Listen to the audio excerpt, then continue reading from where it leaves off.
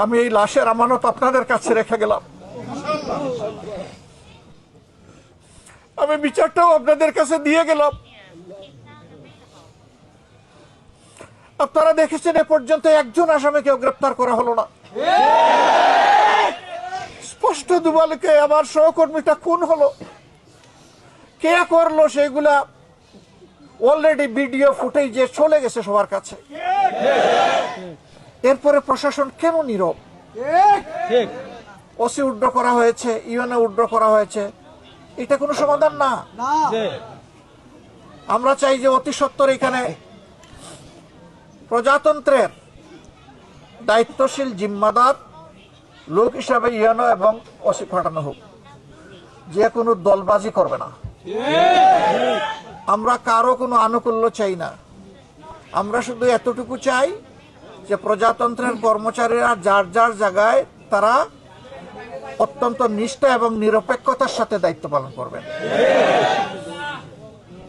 আমরা দীর্ঘদিন আমাদের অধিকার থেকে বঞ্চিত ছিলাম, মজলুম ছিলাম, সারা জাতি, শুধু জামাতে ইসলামী না, জামাত একটু বেশি ছিল, এর সাক্ষী আপনারা, কিন্তু সারা জাতিই তো আমরা মজলুম ছিলাম। সেই জুলুমের হাত থেকে এখন আমরা একটু আলোর পথ দেখছি।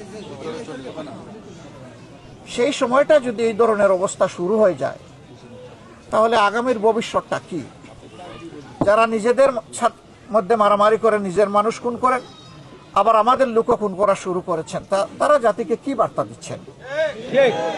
তারা এই বার্তাই তো দিচ্ছেন যে আগামীতে তারা যদি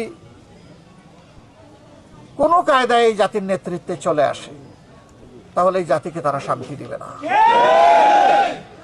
আবার খুনের রাজনীতি, আবার ছুপ ছুপ রক্ত আর খাড়ি খাড়ি লাশ সারা বাংলাদেশ পাবে। আপনারা কি এটা চান? আমরা একটা শান্তির বাংলাদেশ চাই, যেই বাংলাদেশে শিশু, কিশোর, কিশোরী, তরুণ, তরুণী, যুবক, যুবতী, প্রৌঢ়, বৃদ্ধ, বৃদ্ধা, সমস্ত মানুষ ইজ্জত এবং নিরাপত্তার সাথে থাকবে। বিশেষ করে আমাদের মায়েদের নিরাপত্তা নিয়ে আমরা বর্তমান পরিস্থিতির উপর শঙ্কিত।